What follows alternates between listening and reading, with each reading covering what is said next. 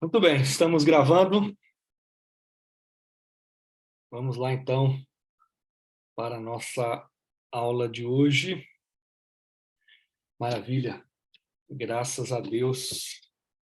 Estamos aqui juntos, melhorando aí cada vez mais, né? Cada semana a gente resolve um probleminha, a gente aprende a fazer uma coisa diferente e vamos melhorando então. Então eu peço que você abra aí a sua Bíblia, por gentileza, no Evangelho segundo Mateus, capítulo 5, verso 13. Mateus 5, 13. Nós vamos ver hoje os versos 13 a 20. Ok? Hoje, então, nós veremos aí os versos 13 a 20.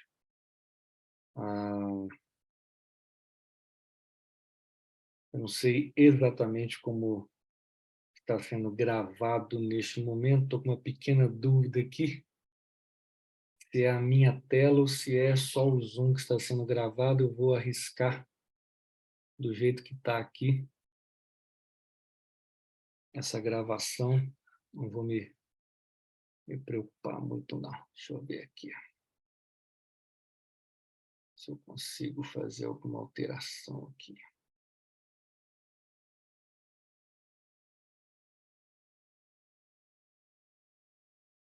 Deixa eu ver. Se eu conseguir mexer aqui, vai ficar bom. Ótimo. Excelente.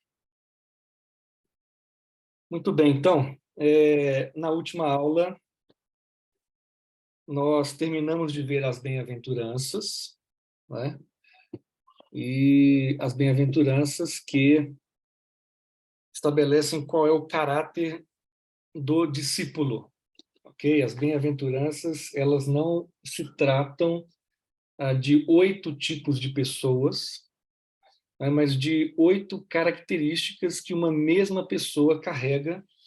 Essa mesma pessoa, no caso, é o discípulo de Jesus, ok? Então, não é o caso de você, por exemplo, ser pobre em espírito, mas não ser alguém quebrantado, não ser alguém que chora. Não. Você deve ser tanto pobre em espírito quanto alguém que chora, ok? Não é o caso, então, de você ser manso, mas não ser misericordioso. Não. É o caso de você ser manso e misericordioso, ok? Então, espera-se que os discípulos de Cristo manifestem todas as características em suas vidas, ok? E após, então, passarmos pelas bem-aventuranças, vamos entrar agora no texto conhecidíssimo do sal da terra e da luz do mundo. E aí, qual é a ideia de cara aqui? A ideia é o discípulo de Cristo manifestando as características apresentadas, manifestando as 8 características apresentadas, inevitavelmente será sal da terra e luz do mundo. Ok?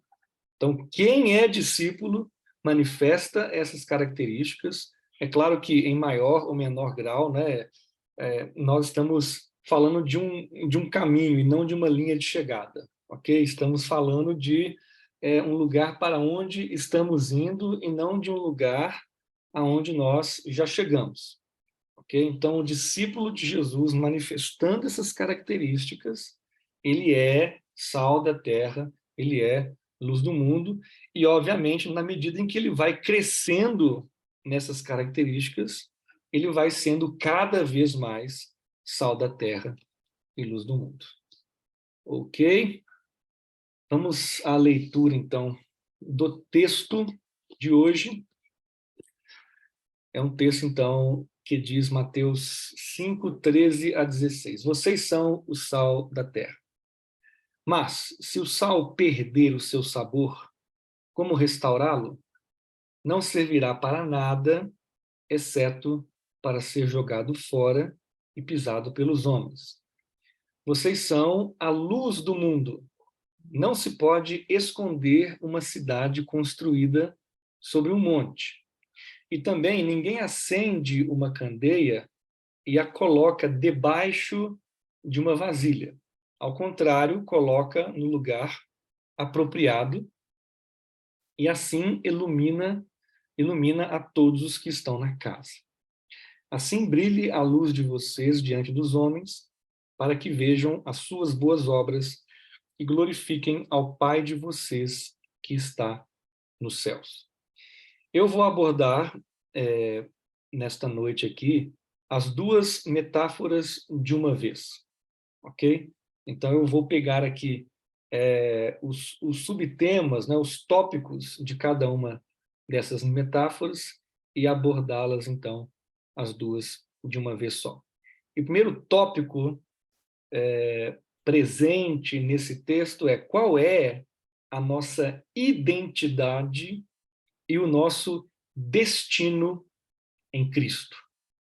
Ok? Então vejam, vocês são o sal da terra, vocês são a luz do mundo. Quando Jesus fala que vocês são, e aí ele diz então, sal e luz, vocês são tem a ver com a nossa identidade. Ok? Sal da terra e luz do mundo, metaforicamente, são identidades dos discípulos de Cristo. Ok? E toda identidade estabelece um destino.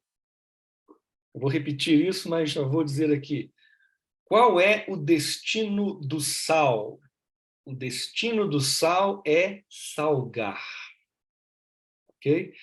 Qual é o destino da luz? O destino da luz é iluminar. Ok? Então, toda identidade, ela carrega consigo um destino. Correto? Por isso, nós termos muito bem estabelecida qual é a nossa identidade é algo muito importante. Nós só cumpriremos os propósitos que Deus estabeleceu para nós enquanto Pai, ou nós só alcançaremos o destino que Deus estabeleceu para nós enquanto Pai quando nós soubermos qual é a nossa identidade. É por isso que, antes de começar o seu ministério, Jesus, ele foi batizado e ele ouviu do Pai: você é o meu filho amado, em quem está o meu prazer. Quando o Pai fala isso para Jesus, o Pai, ele estabelece a identidade de Jesus. Porque o Pai sabia que tudo o que Jesus faria, ele faria a partir de sua identidade. Os propósitos que Jesus cumpriria, ele os cumpriria a partir de sua identidade. O destino de Jesus, o destino que ele alcançaria, sendo a cruz certamente o destino mais longínquo, ele alcançaria a partir da sua identidade. Ok? Peço aos queridos aí que tomem cuidado para não abrirem os seus microfones. Ok? Então, vamos lá. Jesus aqui, gente, ele não está dizendo que nós seremos ou deveríamos ser o sal da terra e a luz do mundo. Vejam, ele não está usando aqui futuro do, agora esqueci aqui, tem o futuro do pretérito, o futuro do presente, é assim que fala? Gente, que Acho branco, que é do indicativo. que branco que me deu aqui agora, acho que é o jejum. Acho que é o jejum. Tem um, Futuro do Futuro presente. do pretérito. Futuro do pretérito. mas tem um outro futuro. Qual é o outro futuro? O futuro mesmo. Como é que chama? Futuro do Futuro do presente. presente é esse. Futuro do presente eu faria, né? Não, esse é o futuro do pretérito. Eu faria futuro do pretérito, eu farei futuro do presente. É? Ok, tá bom. Sim, Beleza. falou a professora de português, ué. É mesmo? Ah, que bom, então ótimo. É Josi, pastor. Ah, é você, Josi, que está falando? Então, Sou eu. é futuro do presente, futuro do pretérito? Eu farei futuro do presente. Eu faria futuro do pretérito. Muito obrigado, João. Gente, eu estou de jejum até agora. Aliás, os pastores vão fazer 3 dias direto. Eu acho que minha cabeça está meio afetada aqui, mas tudo bem, vamos lá. Bola para frente.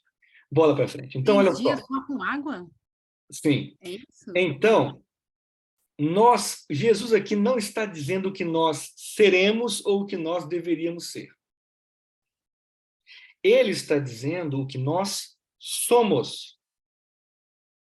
Nós já somos isso. Nós já somos sal da terra, nós já somos luz do mundo. Isso já está em nós. Se isso não está se manifestando, ou é porque nós ainda temos o que crescer nisso, e isso tem a ver com a maturidade espiritual, com o desenvolvimento espiritual, né? Ou tem algum problema muito grave acontecendo. Tem alguma coisa que está bloqueando isso, né? E pode ser, claro, pecados não tratados, ou pode ser até que nós, estou falando isso hipoteticamente, nós achemos que somos discípulos, mas não somos de verdade. E aí, queridos, vejam só o que Jesus diz no Sermão do Monte. A árvore, ela gera frutos de acordo com a sua espécie. A árvore boa gera fruto bom. A árvore má gera fruto mau. Então, se você é discípulo, você vai dar fruto de discípulo, em maior ou menor grau. Então, repito, Jesus não está dizendo, vocês serão o sal da terra, vocês serão a luz do mundo. Ou vocês deveriam ser o sal da terra, vocês deveriam ser a luz do mundo. Não. Vocês são. Essa é a identidade do discípulo de Jesus. Então, se isso não está acontecendo, há algum problema. Minimamente, isso precisa estar acontecendo. Então, repetindo, em Cristo nós temos uma identidade, nós não teremos, nós temos uma identidade e, consequentemente, um destino. Queridos, em Cristo nós temos um Pai. Todo aquele que está em Cristo tem a Deus por Pai. E vejam só, é o Pai quem define a identidade de uma pessoa. É o pai quem define a identidade e, consequentemente, o destino de uma pessoa. Se você é mãe e mulher e não gostou do que eu falei, é muito simples. Quais são aí os 2 cromossomos femininos e quais são os 2 masculinos? A mulher é XX e o homem é XY. Sendo assim, quem é que determina se a pessoa vai ser homem ou mulher? Não é a mulher que define isso. É o homem que define isso. Ok? Se no espermatozoide for o X, vai ser XX, porque a mulher só oferece o X. Se no espermatozoide for o Y, será XY. Então, veja, é o pai quem define o sexo. É o pai quem define a identidade. Sexualidade e identidade estão profundamente ligadas, ok? Sua identidade depende de sua sexualidade. Eu não sou Davi Heiker aqui, mas posso me aventurar um pouquinho nisso. Ok? Então, veja, nosso Pai Celestial é quem estabelece nossa identidade. Quem está em Cristo tem a Deus como Pai, e o Pai, então, estabelece, é sal da terra, é luz do mundo. E repetindo, então, o que já falei também, nossa identidade é de sal e de luz, e nosso destino, então, é salgar e iluminar. Em outras palavras, desvendando a metáfora, porque aqui não é, poxa, o que é sal, o que é luz, o que é salgar, o que é iluminar. Nossa identidade é de influenciadores. E nosso destino é influenciar. Quem está em Cristo e tem a Deus por Pai, quem é discípulo de Jesus, não vai passar por essa terra em branco. Todo e qualquer discípulo de Jesus é chamado para influenciar, porque sua identidade é de influenciador. É claro que, fazendo uma brincadeira aqui, é claro que é muito mais do que ser influencer nas redes sociais. Mas eu diria que o ser influencer nas redes é uma boa ilustração. É uma boa ilustração. Ok? Talvez se fosse hoje, Jesus diria, vocês são YouTubers. Vocês são Instagramers. Não sei como é que se fala isso, se é assim mesmo que se fala. Né? Vocês são chamados para influenciar. E vejam quantas metáforas, né, quantas comparações nós podemos tirar. Ele tirou na época, então, o sal e luz. A gente poderia, sim, né, tirar hoje aí uma comparação aí com os influencers e usando ainda mais ilustrações, comparações, não somos chamados para sermos termômetros. Somos chamados para sermos termostatos. Ok? Qual é a diferença? Qual é a diferença? O termômetro meramente capta a temperatura do ambiente. Ok? Então, eu tenho um termômetrozinho aqui em casa, né? Então, ele apenas diz para mim qual é a temperatura do ambiente. Maravilha. O termostato não. O termostato, ele estabelece a temperatura do ambiente. Ele determina a temperatura do ambiente. Ok? Então, nós não somos chamados a sermos influenciados pelo meio, a apenas captarmos aquilo que está acontecendo no meio. Não, nós somos chamados para determinar como o meio será. Somos chamados para influenciar. Qualquer contexto em que estivermos. Porque qual é a ideia aqui? A ideia aqui é que o cristão, onde ele está, ele influencia.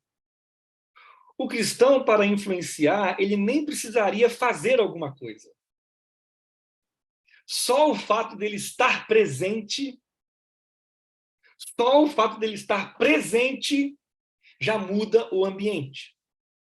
Com isso, eu não estou negando, obviamente, a necessidade, a possibilidade de se falar e de se fazer, de se agir. Ok? Óbvio que não. Claro que não. Mas eu repito, o simples fato da luz estar acesa já gera uma mudança no ambiente. O simples fato de o sal estar presente no meio da comida já gera uma mudança na comida. Então vejam, existe um nível da presença, existe o nível da ação, existe o nível da fala, mas todos são importantes, mas eu insisto, a mera presença já deveria gerar impacto e transformação. E isso onde quer que nós estivermos. Família, vizinhança, escola, trabalho, Uber, supermercado, padaria, o que quer que seja, onde quer que você esteja. Tá? Eu me lembro aqui agora de uma fala que eu ouvi recentemente que eu achei interessante. Achei interessante. Enquanto que, talvez, né, no seu local de trabalho, você deva, sim, falar, no seu local de estudo e tal, familiares vão mais ver quem é você do que ouvir o que você fala. Isso me pareceu muito verdadeiro quando a pessoa disse isso. Ah, seus familiares estão mais interessados em ver como você está se comportando do que em ouvir o que você está falando. Por quê? Porque eles te conhecem, eles sabem quem é você, eles já ouviram você dizer muita coisa. Então, assim, eles querem ver. E aí? O que é isso? O que está acontecendo? Ah, agora ele está dizendo que é cristão. Bem, e aí? O quanto ele está demonstrando isso? E com isso, óbvio que eu não estou negando, mais uma vez, que nós tenhamos que falar, né? Que nós tenhamos que fazer alguma coisa. Não estou negando isso de modo algum. Mas estou, sim, afirmando que é mais profundo do que apenas falar e fazer, tem a ver com o ser. Né? A mera presença já é suficiente. Ok? Eu estou acompanhando, tá, gente? O chat é isso. Se você tiver alguma pergunta, algum comentário, você pode fazer que eu tô ligado aí. Tá? Muito bem, como é que nós vamos exercer influência no mundo? Então, poxa vida, se eu sou sal, eu vim para salgar. Se eu sou luz, eu vim para iluminar. Bem, como? Como é que decifra esse salgar? Decifra esse iluminar? Como é que seria isso? Não é? Como é que nós podemos exercer influência no mundo? Vamos olhar para o sal, primeiramente. Tá? Então, um primeiro aspecto importante aqui, o sal, ele é um antisséptico. Sal é um antisséptico. E ele inibe, então, a decomposição.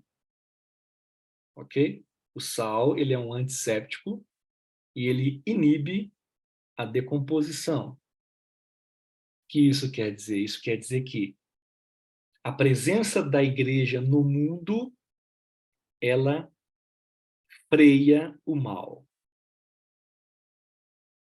A presença da igreja no mundo refreia o mal. Eu sei que dá vontade de dizer deveria, né? Deveria, né? Mas eu insisto, a presença da verdadeira igreja e de uma igreja madura, sim, refreia o mal no mundo. Refreia o mal no mundo. E eu tenho aqui algumas citações muito interessantes sobre isso. Eu apresentei para vocês aí alguns livros, né, que são base do nosso curso aqui, e alguns deles têm frases muito interessantes sobre essa questão da presença da igreja refrear o mal no mundo. Então, o Sproul, por exemplo, que é um teólogo calvinista, reformado, que morreu há pouco tempo, ele diz o seguinte: uma das tarefas da igreja é impedir que o mundo se autodestrua. Uma das tarefas da igreja é impedir que o mundo se autodestrua. Vá pensando aí na prática como é que isso poderia acontecer, ok? Tá refletindo a esse respeito aí. Um outro cara, ele é citado pelo Stott, se não me engano, é o Tasker. Ele fala aqui o seguinte: ó, os discípulos são chamados a ser um purificador moral em um mundo em que os padrões morais são baixos, instáveis ou mesmo inexistentes. Forte isso, hein? Então, esse Tasker aqui, ele coloca o elemento moral. Moral. Então, os discípulos estão chamados a ser um purificador moral em um mundo em que os padrões morais são baixos, instáveis ou mesmo inexistentes. É claro que aqui, assim, tem um perigo aqui, é claro. Tem um perigo enorme aqui. Enorme, enorme, enorme, enorme, enorme. né? Porque os fariseus, eles eram moralistas, né? Ou eles praticavam ou defendiam um moralismo, mas nesse moralismo eles tropeçavam, ok? Porque não é a moral pela moral, é a moral como consequência, não como causa. Explico. Não é a moral como causa da salvação, é a moral como consequência da salvação. Ok? Estão comigo, gente? É a moral, então, como Sim. consequência da salvação, não como causa da salvação. Ok? E um ponto também em que os fariseus tropeçaram é que eles foram hipócritas. Certo? Então, eles falavam de coisas que eles não praticavam. Por isso que eu falei em relação à família, por exemplo. Que sua família está muito mais interessada em como você vai se comportar do que no que você vai dizer. O moralismo é diferente do legalismo, sim, mas os dois podem andar de mãos dadas, ok? Mas vejam, nós não podemos também, por causa da hipocrisia, desistir desse chamado que está diante de nós.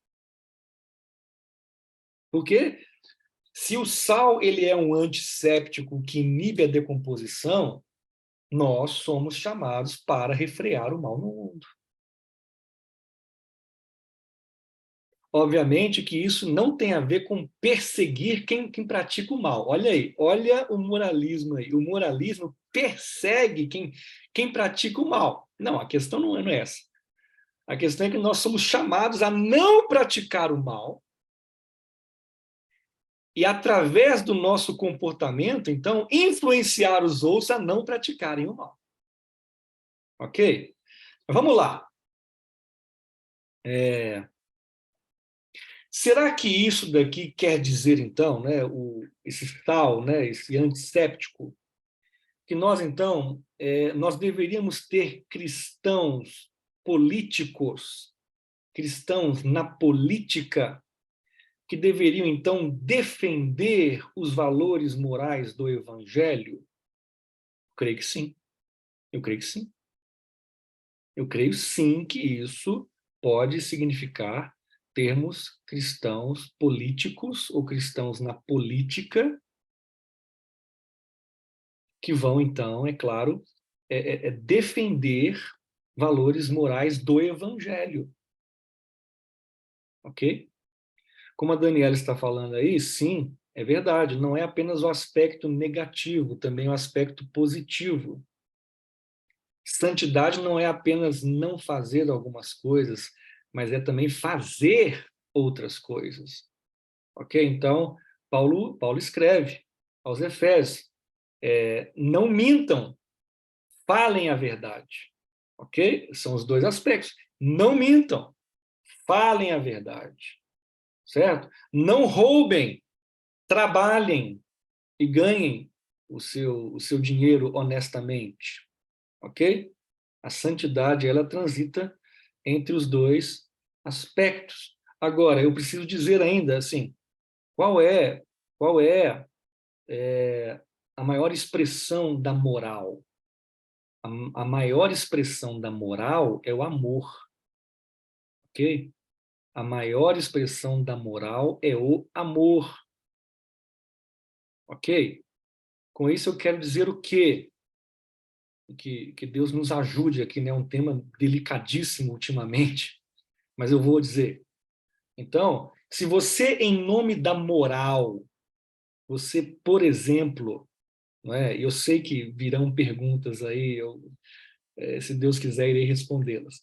Mas se você, em nome da moral, você espanca e mata uma prostituta, um adúltero, um homossexual, perdoe pelos exemplos apenas nessa área sexual, mas são os exemplos que vocês querem ouvir com certeza, são os polêmicos, né? Então, assim, se em nome da moralidade você espanca e mata, então, uma prostituta, ou um adúltero, ou um homossexual, você não está refreando o mal no mundo. Ok?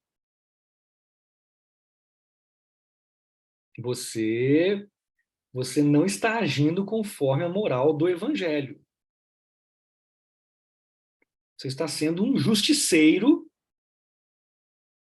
um moralista. Ok? Estão comigo? Ah, mas então você está dizendo que a prostituição é correta? De modo algum. Você está dizendo que o adultério é correto? De modo algum. Você está dizendo que, né, a homossexualidade é correta? De modo algum. Tudo isso são desvios, são pecados, são corrupções. Ok? São. E um discípulo de Cristo, ele é chamado, sim, a viver de maneira diferente disso e a pregar o contrário disso. Ou seja, pregar, sim, a castidade, né, para os solteiros, a pregar, sim, a fidelidade para os casados e a pregar, sim, a heterossexualidade. Ok? Então, o cristão ele é chamado a viver isso e a pregar isso. Ok? Ah, e se as pessoas ao seu redor não quiserem viver assim? Ué, então, elas que tomem suas decisões. Não é? Ah, e se a maioria do parlamento de um país não quiser viver assim? Ok, então que a maioria aprove o que quiser aprovar. E você viva pelos seus padrões. Ah, mas e se a maioria for cristã e aprovar isso, então? Ok, ótimo.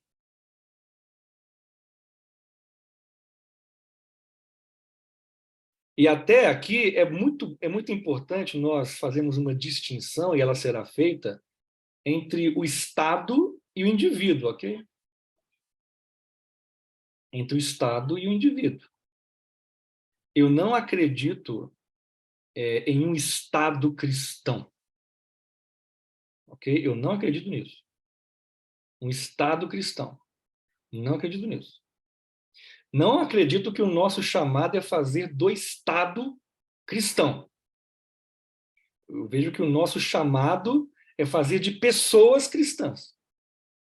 Agora, obviamente que nós podemos influenciar o Estado, influenciar a sociedade, influenciar as pessoas através dos valores que nós vivemos e pregamos. Claro que podemos fazer isso.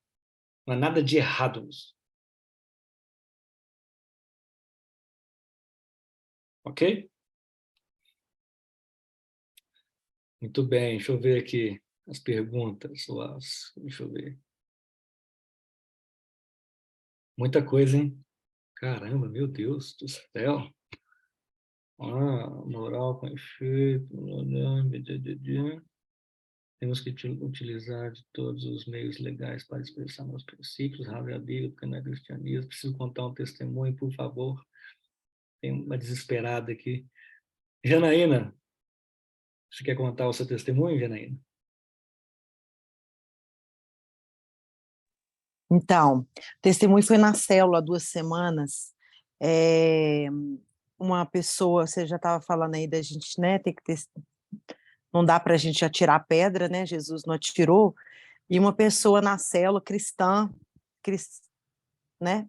Ela é cristã, o marido também. O marido não frequenta a célula, mas ela veio mostrar a foto de um rapaz que faz academia com ele, que se veste de mulher, e ele faz vídeo, faz foto, faz tudo desse rapaz. Na hora, eu fiquei assim, extasiada com aquilo, porque eu falei, gente, Que cristão é esse que está numa academia tirando foto de um, né, nem sei o que pode dizer, um travestido, né? Quer dizer, isso não é bom, isso assim não gera fruto nenhum de testemunho, porque qualquer pessoa que não seja esse rapaz, até outra pessoa que está do lado, vendo ele fazer essa filmagem, vendo ele fazer esse tipo de ele agir com esse tipo de preconceito e até um pouco chacota, como que essa pessoa vai ser sal e luz? Como que esse cristão que se diz cristão, legalista, vai vai falar do amor de Jesus, sendo que ele está numa academia filmando o, o rapaz lá, que tem lá os, né, tá com os desvios lá. Quer dizer, gente, a gente precisa entender que primeiro, eu acho, que a gente precisa apresentar Jesus. Sem Jesus, não adianta a pessoa deixar de vestir de mulher. Ele pode vestir de homem. O que importa é a transformação que Jesus vai, e a gente não consegue transformar ninguém na marra, nem dessa forma, né? Então, assim, eu acho que muitas vezes nós, cristãos fariseus, estamos aí apontando o dedo como se a gente fosse melhor do que o outro, só porque o pecado do outro está descarado, né? O pecado do outro está ali estampado na roupa que está vestido, né? Nas opções. Sim, Só isso, porque eu fiquei bem constrangida na célula, eu não soube lidar com aquilo. Eu falei, né, que a gente tem que agir com amor, mas eu fiquei chocada com o telefone passando de mão em mão para mostrar isso para todo mundo, e todo mundo fazendo daquilo um evento. Bem, alguns comentários aqui. Eu me lembro de uma mãe, há muitos anos atrás, que ela me procurou e falou assim: pastor, por favor, ajuda o meu filho, ele é viciado em drogas, né? E aí eu tive um discernimento, assim, na hora, né? E eu virei para ela e disse: mas minha senhora, se seu filho é viciado em drogas e você precisa de alguém que o ajude nisso, eu não sei se eu sou a pessoa mais adequada. Agora, se seu filho é um pecador que precisa de arrependimento, pode contar comigo. Explico o que eu quis dizer. Eu não me neguei a atender, ok? Eu só quis ali transmitir para ela uma ideia. Qual o principal problema daquele jovem naquele momento? O principal não eram as drogas. Não eram as drogas. Era a perdição espiritual. Aquele rapaz, ele poderia ser liberto das drogas e ir para o inferno limpo, ao invés de viciado. Ok? Então, o Heiker, ele usa, o Davi Heiker, né, ele usa esse princípio, esse conceito, ao tratar das questões sexuais. Quando você vai abordar um homossexual, por exemplo, os diversos tipos aí que tem surgido, a grande questão não é a sexualidade dele. A grande questão não é ele parar de ser homossexual para ir a partir disso para o céu, ou para a partir disso agradar a Deus. Bem, não. Ele pode deixar de ser homo, se tornar hétero e continuar perdido do mesmo jeito. Então não é a sexualidade de uma pessoa que a salva ou a condena. O que salva ou condena uma pessoa é a sua fé ou incredulidade em Jesus. Agora, obviamente que a partir do momento em que uma pessoa crê em Cristo e o Espírito Santo passa a habitar nela, ela entra em um processo de santificação que com certeza vai tocar a sua sexualidade. Mas percebam que não é resolver a sexualidade para aí ser salvo, não. É ser salvo para aí resolver a sua sexualidade. E nesse sentido, tanto homossexuais quanto heterossexuais têm o que resolver, têm o que santificar. Deus ele não tem preferência por heterossexuais em detrimento a homossexuais. Porque heterossexuais também podem pecar e desagradar a Deus com sua sexualidade. Esse é um ponto importante. Ok? Deixa eu ver aqui. Até um pedófilo, acho que eu perdi o contexto. Somos cheios de espécies, mas esses aí são visíveis, tem que seguir o mestre Jesus. Cheios de pecados. Poderia bater com defesa física, mas matar, nem bater, nem matar, claro. Isso. Ok. No caso de uma operação policial, ok, deixa eu ver essa daqui. No caso de uma operação policial, a morte de um traficante ou bandido por um policial se enquadra em não estar refriando o mal no mundo? Ok, Pedro, entendi a sua pergunta. Acredito que nós iremos tratar dela novamente mais para frente. Mas vejam só, não matarás, o sentido de não matarás é não assassinarás. Ok? Há que se fazer uma distinção entre assassinato e outros tipos de causa de morte. Então, por exemplo, um soldado que em um contexto de guerra mata outro, isso não é assassinato, isso não se enquadra no não matarás, ok?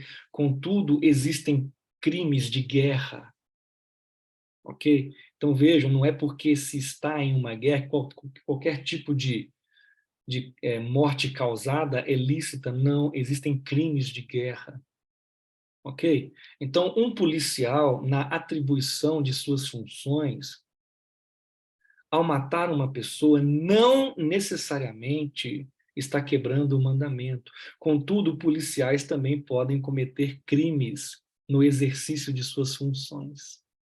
Ok? Então, essas coisas devem ser levadas em conta. Tá? E sim, a polícia, que é o braço armado do Estado, ela atua para frear o mal. Sim. O Estado ele porta a espada para frear o mal. Ok? Tanto essa espada da polícia quanto a espada do juiz. Né? O juiz que aplica a lei, né? e condena pessoas, né? A punições. Ok? Então, sim. Agora, infelizmente, o Estado não é perfeito. Né? O Estado é corrompido. Também está debaixo do pecado. Então, há policiais que não fazem isso direito e também há juízes que não fazem isso direito. Ok?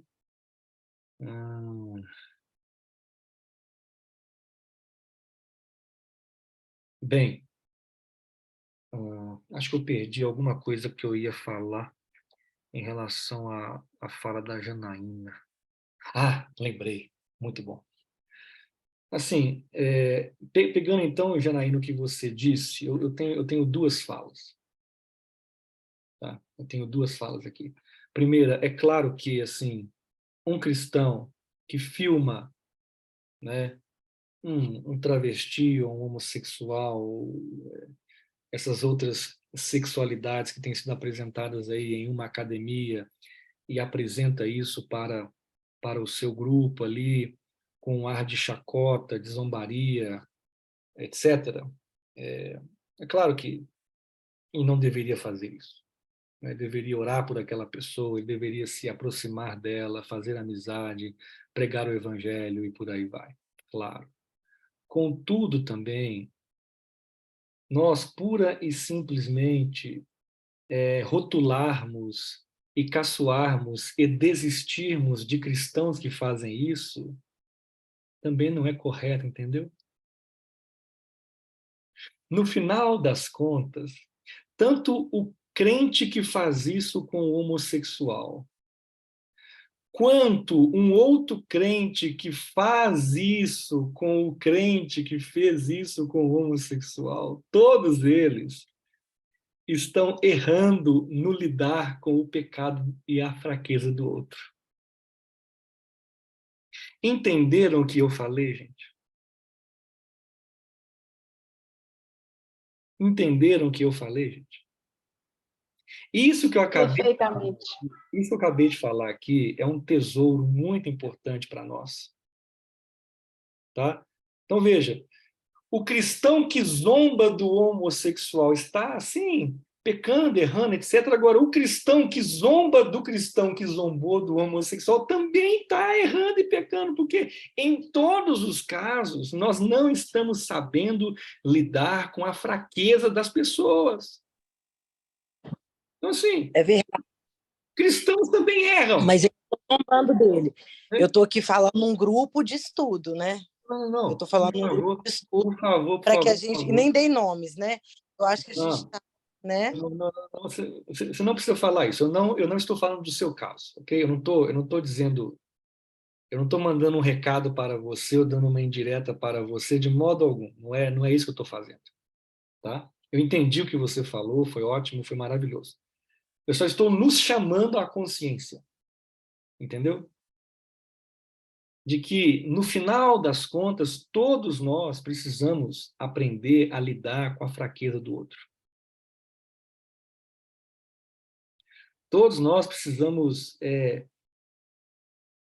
termos, o que Jesus disse mesmo? Misericordiosos para com os outros. Entenderam aí? Bem-aventurados os misericordiosos. Olha aí, gente. O cara que é sal, ele é misericordioso. Olha um exercício interessante aqui. Você vai ser sal da terra e luz do mundo. Amém? Amém. Mas você é um misericordioso. Certo? Você é um misericordioso.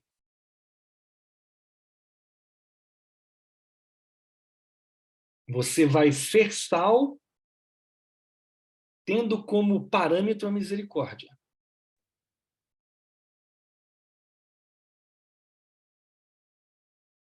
Gente, vamos lá. Comida sem sal é gostosa? Uma comida sem sal é gostosa? Você come com muito prazer assim? Não, né? Certo? Não.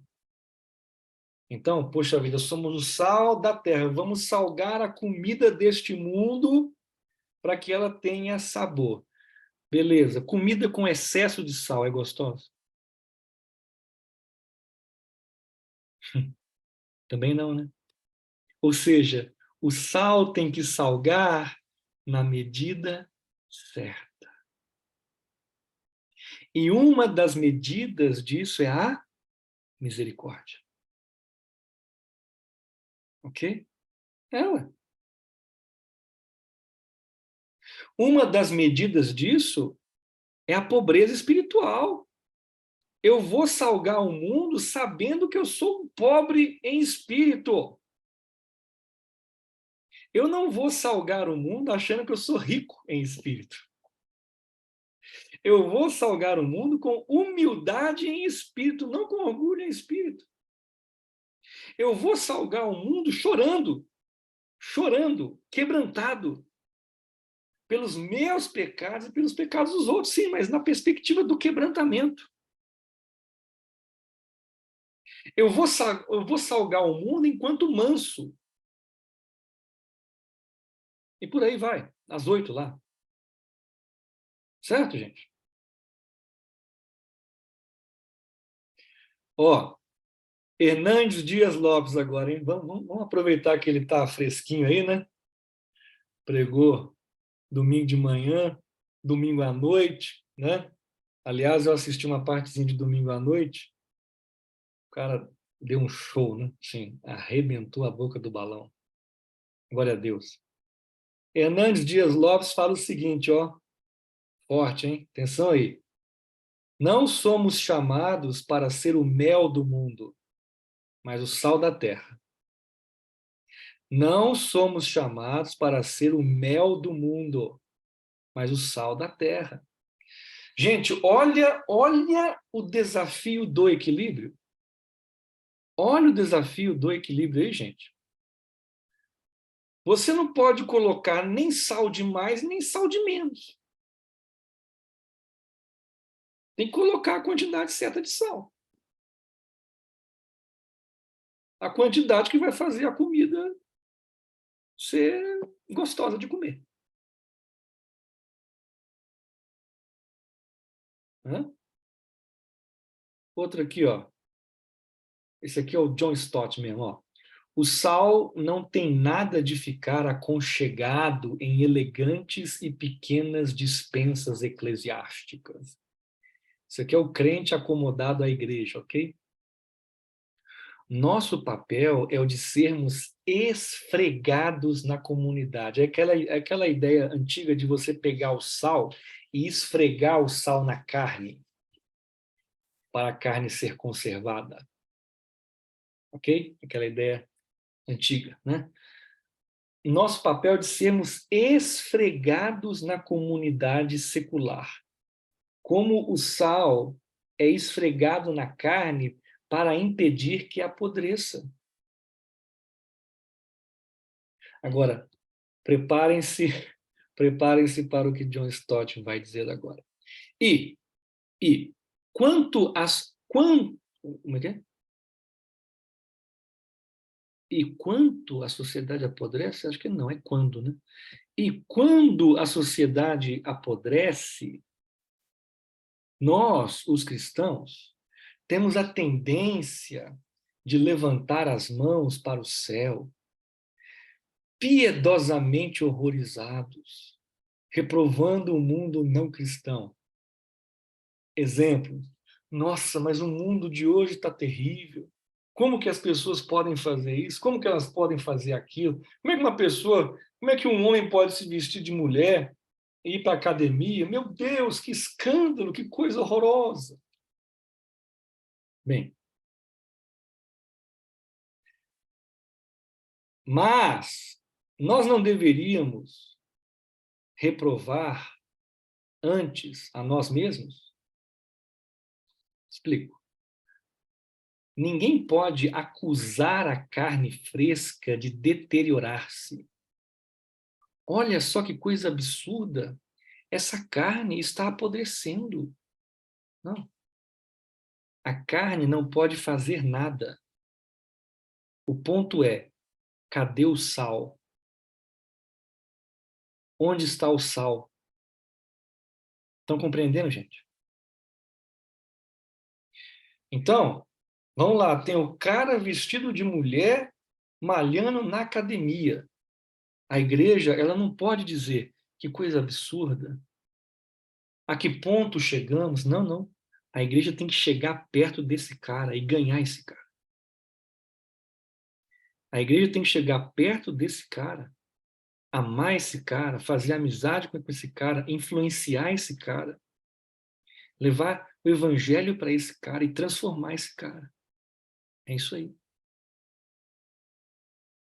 Cada cena dessa que acontece não é simplesmente o apodrecimento do mundo, é o fracasso da igreja.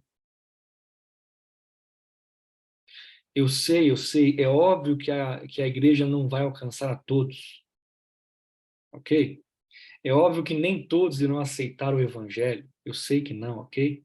Então, assim, não vamos também levar as últimas consequências. Então, não, calma, existem pessoas que negam o evangelho, que negam os princípios, que negam os bons exemplos, que se fecham para as influências e vão viver a vida delas, beleza, mas o papel da igreja continua sendo de influenciar, mesmo que o outro não queira. Mesmo que o ímpio não queira, o papel da igreja continua sendo de influenciar e de aproveitar as oportunidades para isso. Ok? Nessa ideia ainda de salgar, né, de preservar, né? Não é preservar, não, como é que é? Isso, é preservar mesmo. Olha aí, olha aí. Ó, o advento do cristianismo, né, o surgimento do cristianismo foi o que salvou a cultura ocidental da completa barbárie. Que salvou o mundo da barbárie. O que trouxe o mundo até o século XXI foi o cristianismo. O sistema universitário foi uma invenção da igreja cristã. Pega aí. Foi a igreja cristã que introduziu as artes, música, pintura e literatura. Muitos dos maiores artistas mundiais foram cristãos. E o mesmo se aplica na esfera musical, com Bach, Mendelssohn, Handel e Vivaldi. Além disso, a igreja cristã iniciou um movimento beneficente no mundo ocidental, a questão da caridade, da beneficência, etc. Foi ela, em cumprimento à ordem de Jesus para cuidar dos órfãos, que introduziu os orfanatos. Todas as sementes da abolição da escravatura haviam sido semeadas nas páginas do Novo Testamento. E depois ainda você estude a respeito de William Wilberforce, inglês. Veja quem foi esse cara. Logo, em um sentido muito real, a Igreja de Cristo tem sido o conservante utilizado por Deus para evitar que a civilização ocidental venha a implodir em sua corrupção interna.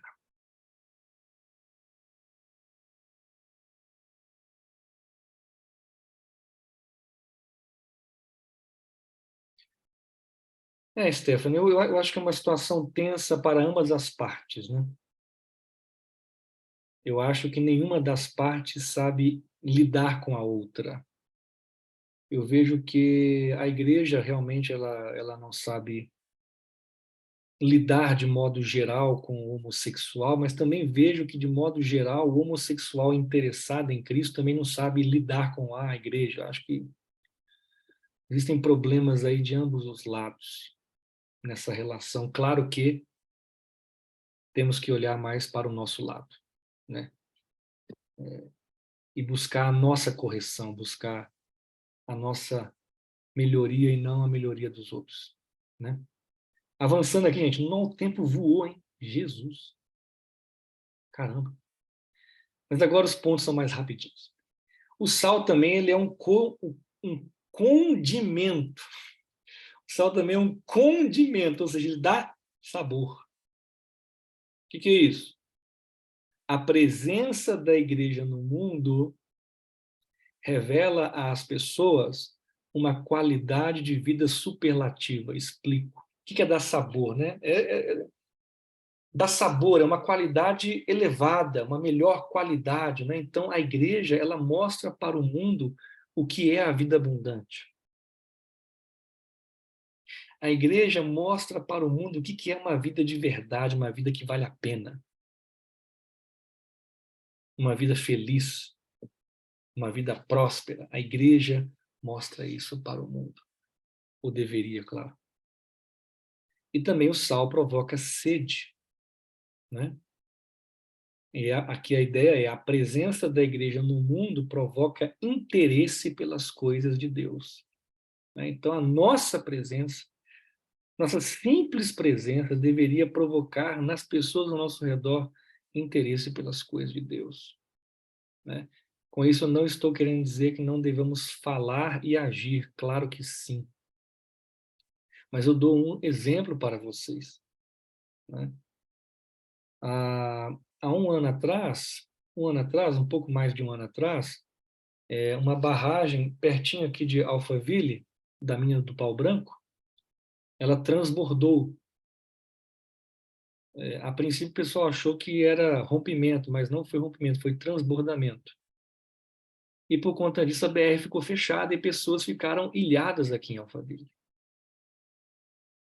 Para a glória de Deus, a Central Alphaville se mobilizou para cuidar dessas pessoas, né? E encurtando a história, no final das contas, toda a região ficou sabendo de uma igreja que se levantou para cuidar das pessoas que estavam presas, ilhadas por conta do transbordamento. E muitos perguntaram, poxa, que igreja é essa? Por que eles fizeram isso? Qual a motivação deles? Ok? Então, veja, a presença do sal provoca sede. Tá? Ok? Bem, olhando para a luz bem rápido agora, luz é símbolo de quê? De verdade, pureza, vida, direção, alerta, calor. Né? Então, vejam, vocês são o sal da terra, vocês são a luz do mundo, essa é a identidade de vocês, esse é o destino de vocês, vocês foram chamados a fazer a diferença, nós somos chamados a fazer a diferença. Temos que ter, sim, parlamentares cristãos, temos que ter, sim, cristãos em todas as esferas da sociedade e da vida humana, em todas, na educação, no governo, na comunicação, nas artes. Temos que ter cristãos em todos os lugares que vão influenciar, ok? Temos que ter. Falando ainda um pouquinho sobre a questão homossexual LGBT, tá? Eu acho que nós temos que fazer uma distinção, viu, gente? Entre o homossexual e o movimento LGBT, ok? Uma coisa é lidar com o homossexual, outra coisa é lidar com o movimento LGBT. O movimento LGBT tem uma agenda, ok? E ele milita, ele guerreia em favor dessa agenda, e ele quer enfiar goela abaixo da sociedade essa agenda, essa pauta, esses valores. Não é que nós vamos responder com ódio, óbvio que não. Óbvio que não. Mas nós temos sim que lutar pelos valores do Evangelho. Podemos até ser derrotados. Beleza. Pode ser, ok. Pode ser que a maioria do Congresso Nacional um dia será de progressistas. Ok. Paciência. Se algum dia, peguem o que eu vou falar aqui, se algum dia o Congresso Nacional for de maioria progressista e aprovar leis, como é que nós vamos lutar contra isso?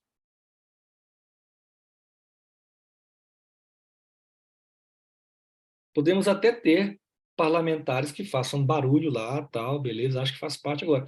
Nós vamos lutar contra isso, gente, pregando o evangelho e fazendo discípulos.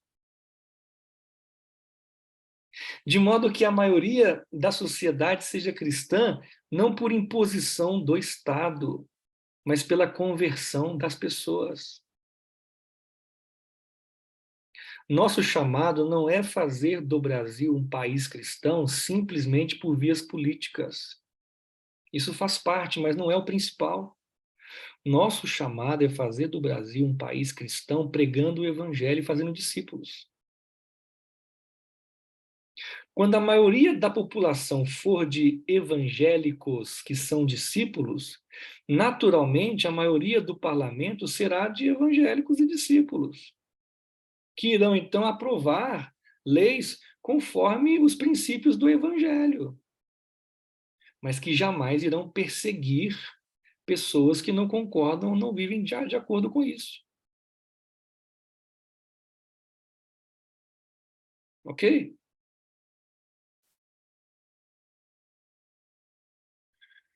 Muito bem, gente. Eu quero agora falar sobre o segundo ponto. William Wilberforce. Deixa eu ver se eu escrevo aqui, calma aí.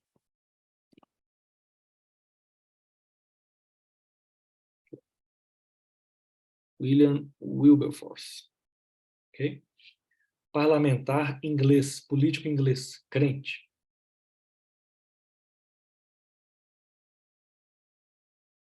Lutou contra a escravidão, enfim, várias coisas muito legais. Gente, 1.2 aí. Vamos avançar porque, né? Está acabando a aula já. Olha o que Jesus diz. Mas se o sal perder o seu sabor, não se pode esconder uma cidade.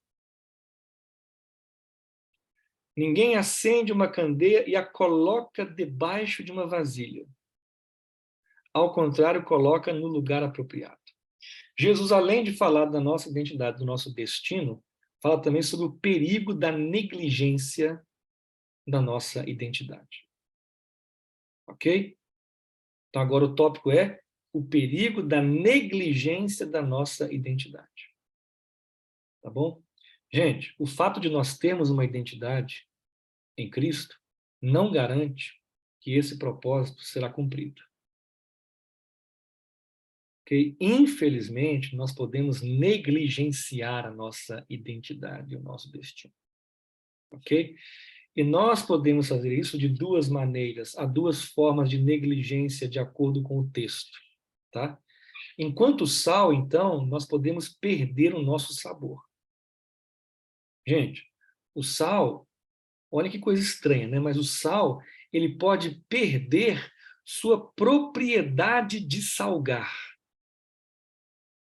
Ou seja, o sal ele pode perder sua salinidade. Como é que o sal perde sua salinidade? Quando ele é contaminado por impurezas. Então, um sal impuro, quimicamente falando, pode perder sua salinidade e pode, então, não salgar, perder o sabor. Como é que a gente aplica isso a nós?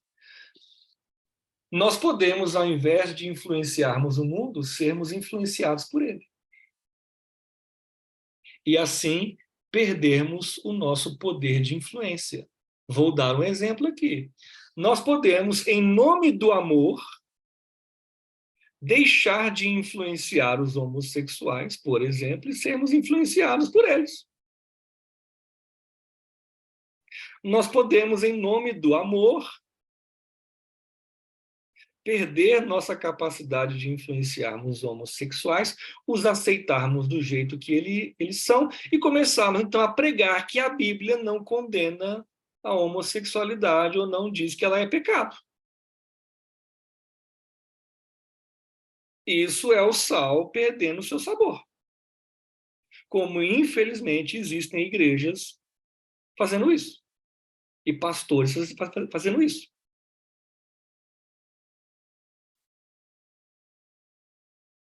Então vejam que, de um lado, você tem o salgar demais, vamos assim dizer, né? Aquele sal em excesso, que torna a comida insuportável. E também tem aquele sal que você bota ele, e parece que está colocando nada. E a comida continua sem sabor. Então não é nem o extremo do farisaísmo, do legalismo, da religiosidade, da hipocrisia, etc., e nem também o extremo do liberalismo, da permissividade. Nós somos chamados para um meio termo, para um equilíbrio, entende isso? Para um equilíbrio, para um discernimento, para uma sabedoria de comportamento. Ok? Gente, essa aula está sendo poderosa, hein? Muito importante essa aula. Eu tô profundamente impactado aqui. Eu estou profundamente impactado aqui. Meu Deus. Como isso é importante. Como isso é importante. Como isso é importante. Meu Deus. Bem, vamos lá então, avançando. O pecado, então, enquanto estilo de vida, olha só, o pecado enquanto estilo de vida, nas mais diversas áreas, rouba de nós o nosso poder de influência. Nós não podemos abrigar o pecado em nossas vidas de modo que nós percamos o nosso poder de influência. Seja aceitando o pecado conceitualmente, seja também vivendo uma vida de hipocrisia, em que nós falamos uma coisa e fazemos outra. Quem fala uma coisa e faz outra é sal sem sabor. Ok? Bem, agora, olha a luz. Gente, olha a luz. Então, vejam aqui, olha só. Nada é por acaso, ok? O sal, então, ele perde o sabor. Beleza, é tudo isso que nós já falamos. E a luz? Qual é a questão da luz? Qual é a negligência da da luz. Enquanto luz, nós podemos esconder a nossa luminosidade. Olha aí, a luz, ela não perde a luminosidade, porque senão ela não é luz mais, né? Ela deixa de existir, certo? Luz é luz. Se perdeu a luminosidade, não tem luz mais, né? Então, veja, a questão da luz não é perder a luminosidade, porque isso talvez nem faça sentido, né? A questão da luz é ser escondida, ao invés de ser colocada em um lugar apropriado para iluminar o ambiente. Então, vejam, no caso do sal é perder o sabor, é um estilo de vida pecaminoso que não faz diferença, tal, tá. No caso da luz aqui, o discípulo até, ele é santo. Ele tem um estilo de vida santo. Ele vive o que ele prega, mas ele esconde isso. Ele esconde isso. Ele evita manifestar essa luz com receio de incomodar. Gente, se você estiver num quarto escuro e de repente você acender a luz, vai incomodar. Não tem jeito. Vai incomodar. Tem muito crente que não mostra a sua luz com medo de incomodar. Ele tem a luz está nele. Mas ele esconde essa luz, ele apaga essa luz, ele abafa essa luz. Para não incomodar, com medo da rejeição, com medo das reações. Está errado, gente. Está errado esse negócio.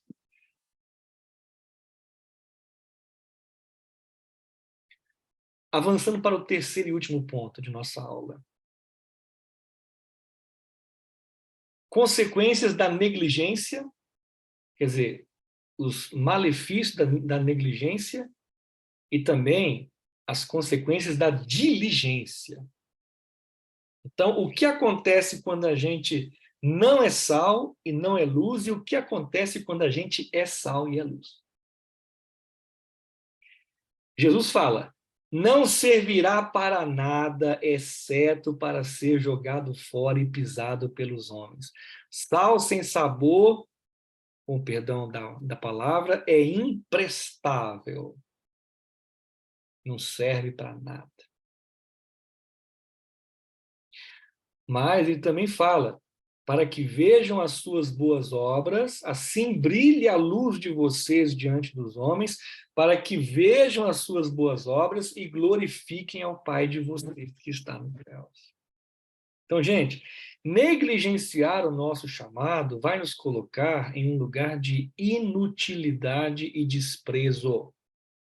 E isso poderá, sim, gerar em nós insatisfação e desânimo. Crente que não faz diferença é um crente inútil, desprezado e também insatisfeito e desanimado. Gente, não tem como um crente que faz diferença ficar desanimado. Pelo amor de Deus. Claro, pode estar cansado, pode estar, né, sobrecarregado, aí é outro assunto. Beleza? Mas o crente que está fazendo diferença, que está iluminando, que está salgando, esse cara está animadíssimo. Agora, o cara é crente, está lá. Não está fazendo a menor diferença, ô vidinha miserável.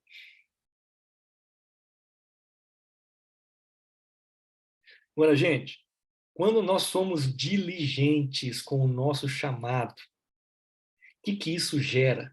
Primeira coisa, gente, glória para o nosso Pai. Assim, brilhe a luz de vocês diante dos homens, para que vejam as suas obras e glorifiquem ao Pai. Quando a gente é sal, é luz, o Pai é glorificado. Então vejam o seguinte, o Pai não é glorificado apenas quando nós cantamos músicas na hora do louvor. O Pai é glorificado quando nós influenciamos os ambientes onde nós estamos. Naturalmente, por associação, né, quando nós somos diligentes, isso gera satisfação e realização em nós. Com certeza. Com certeza, nós ficamos realizados, satisfeitos. Uau! Que vida maravilhosa, nossa, que plenitude. Meu Deus, eu nasci para isso, eu nasci para isso, eu nasci para isso. Ok? E, por fim, é óbvio, impacta o mundo, né? Se você está brilhando a sua luz, o mundo vai ser impactado. Sua luz vai brilhar diante dos homens, os homens vão ver as suas boas obras, eles vão ser impactados. E lembre-se, hein? Esse impacto pode ser de dois tipos, tá?